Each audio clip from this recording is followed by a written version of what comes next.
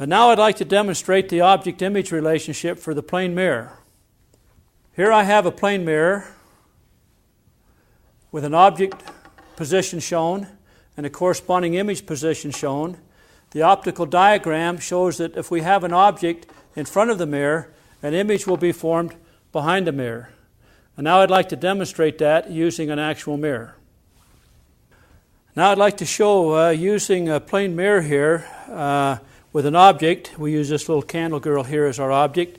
And notice as the object moves closer to the mirror, the image moves closer to the mirror also.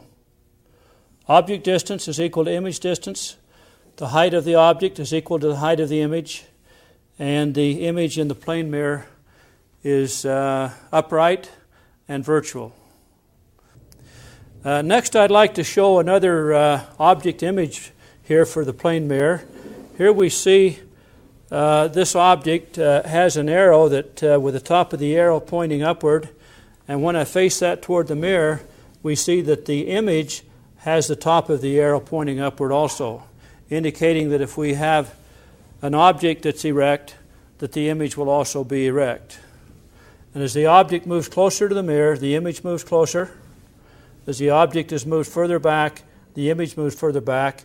Again, the image is erect and virtual, and the height of the image is the same as the height of the object, and the distance of the image is the same as the distance of the object in the plane mirror.